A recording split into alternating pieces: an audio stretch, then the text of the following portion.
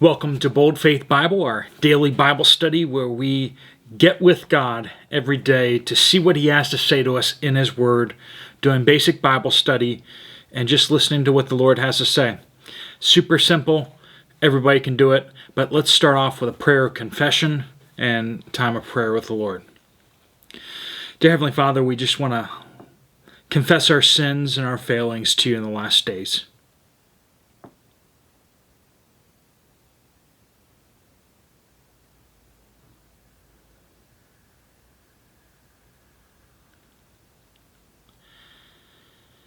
Lord, we praise You that we can find forgiveness for all that we confess, that You are faithful and just to forgive us our sins and cleanse us from all unrighteousness.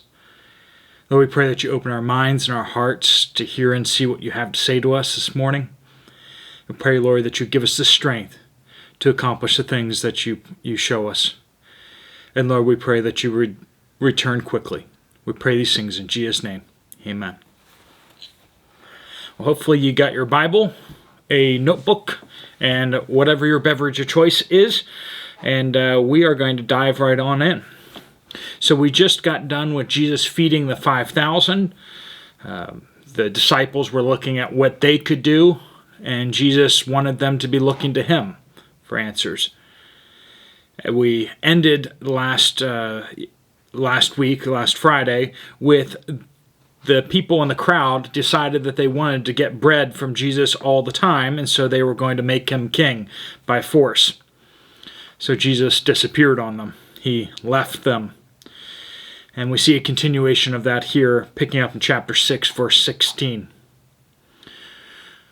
When evening came, His disciples went down to the sea, got into a boat, and started across the sea to Capernaum.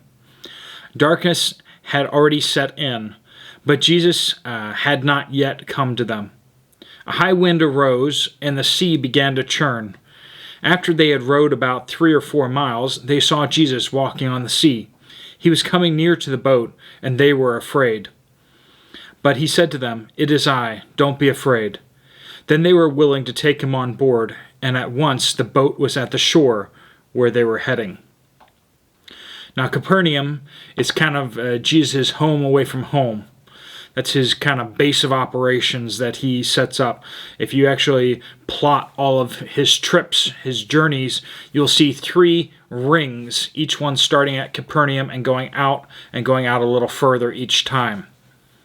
And that's how He kind of covers Israel.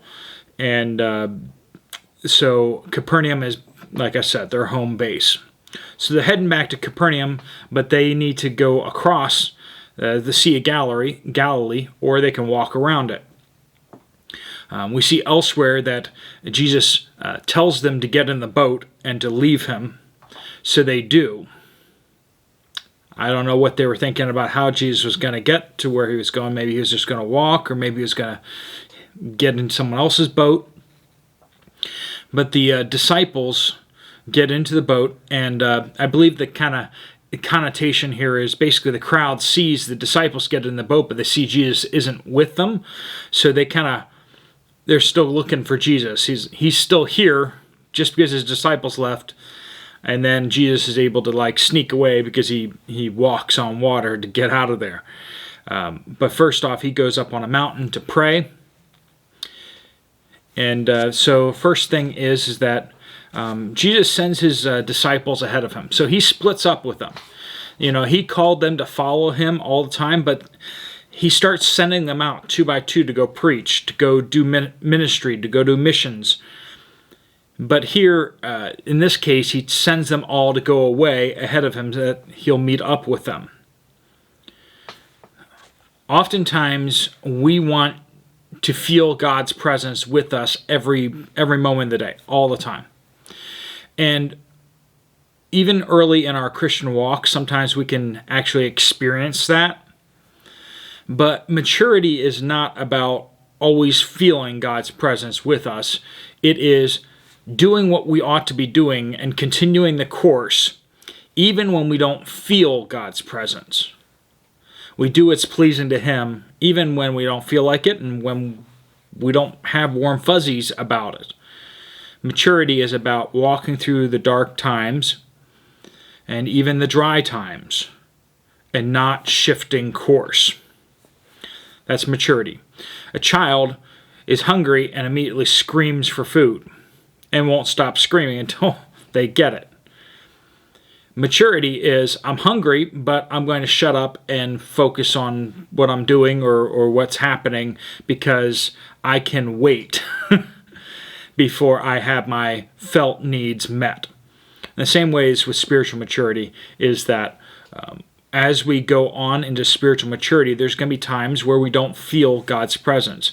And does that mean that we shouldn't confess sin and we shouldn't examine ourselves? I'm not saying that. We should examine ourselves and we should seek if there's things that we need to confess, if there's a reason why the Lord has withdrawn from us. But if we find that there really isn't anything, then it's not necessarily a bad thing. Sometimes it's a trial or a test by God to see if we will continue on, or if we're just doing it for the emotional high. Some people are driven by emotions, and those are not mature believers who are tossed this way and that way by emotions. And we've all met people like that. Sometimes they're very well-intentioned, but sometimes they just are very unstable. As mature believers, as we become more mature, God expects us to grow up and to do the things that are pleasing to Him and to become more like Christ, even when we don't feel like we're, 3/4 the way in heaven in a worship service. If your obedience only comes from rock music and worship services, that would show that you are immature in the faith.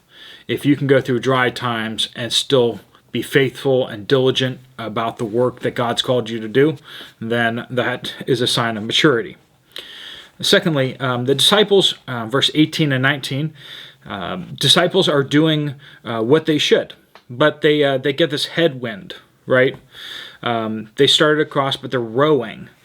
There's a high wind arose, and if it was to their backs, they wouldn't have to row. But it's to the front, and they're rowing, and they're spending hours and hours, and they're only going just a few miles. At this point, they would have been better off walking. If you've ever ridden a bike into the wind or been on a boat into the wind, it can be a very frustrating experience, especially when it's a manual boat. And that's where these guys are. Jesus told them to go, they went, and now they're having a difficulty. So not only when there's a dry spell, but what happens when you face adversity? When God's called you to this church or this marriage or this family or whatever it is in your life that God has kind of brought you into. When you start facing opposition and challenges, do you then God must not want me to be here? And then you come up with excuses to leave the hardship behind. Application, I should not see difficulty or resistance to be God saying stop. Now, can God say stop? And yes, He can. And might He even use resistance or difficulties? Possibly. The whole close the door thing.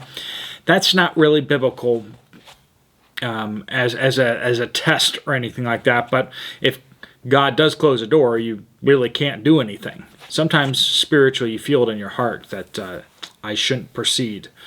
And you shouldn't. But just because it gets difficult doesn't mean that's not God's will for you. Sometimes when it's very difficult, that is exactly God's will for you.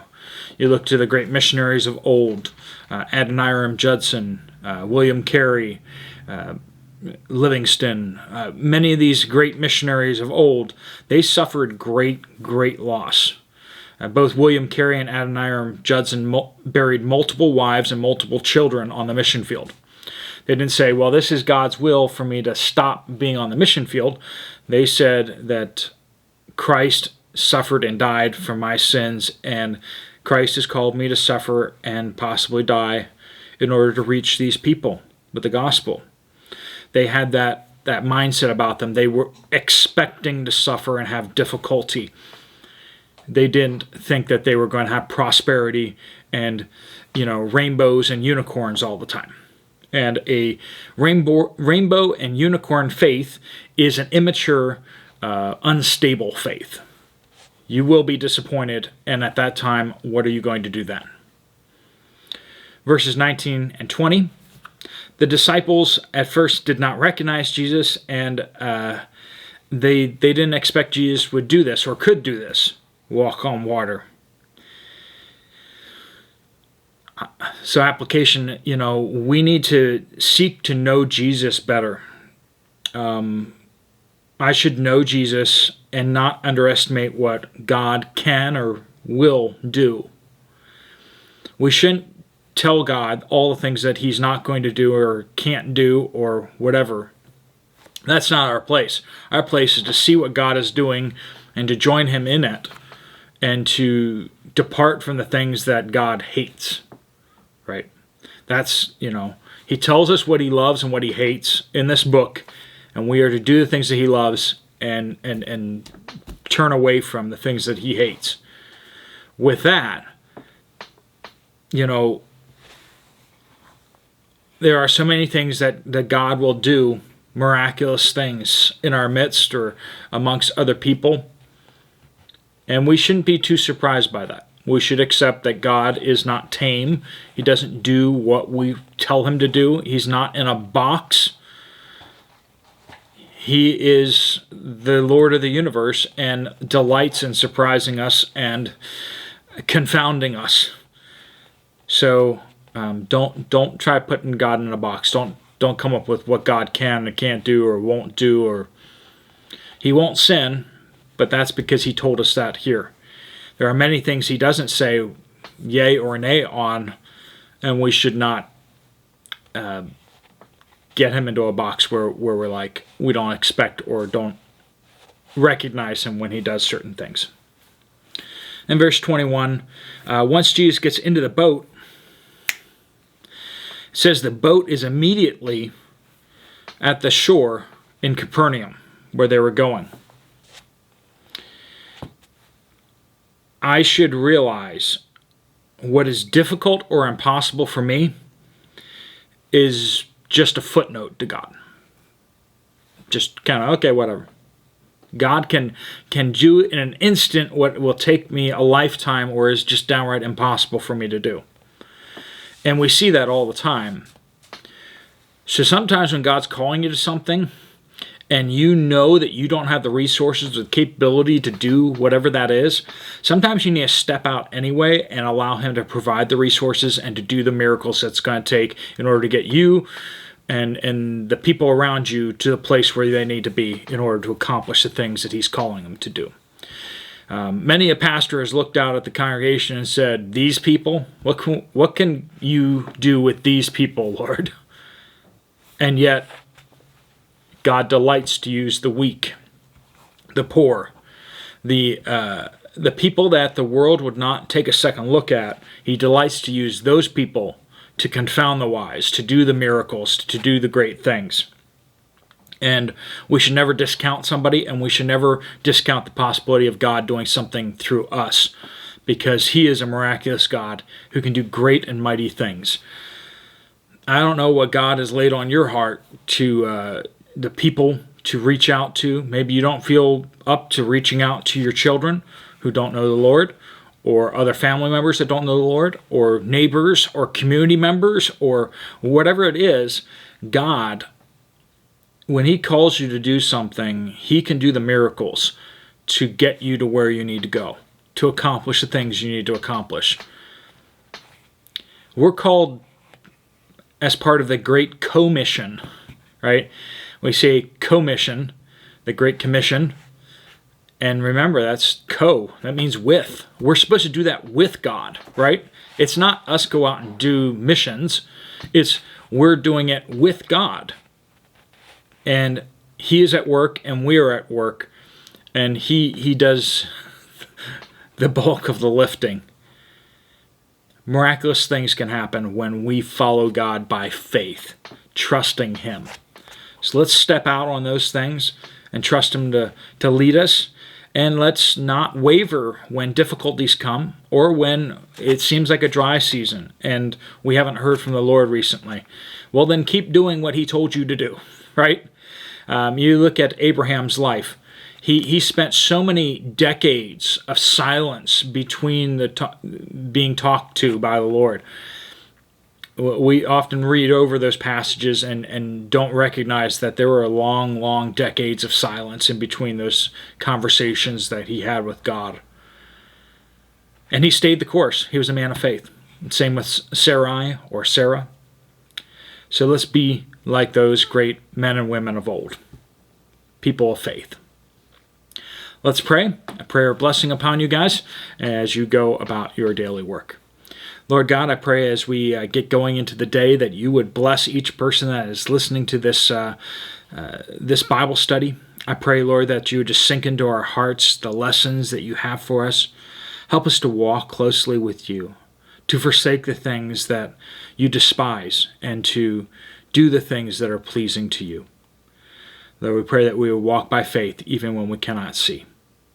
We pray all these things in Jesus' powerful name. Amen. God bless you all. If you have some time, you want to check out some other videos, there will be a couple videos here. Usually I put playlists up, but these will be videos that you might want to check out. Otherwise, I will see you guys later. God bless you.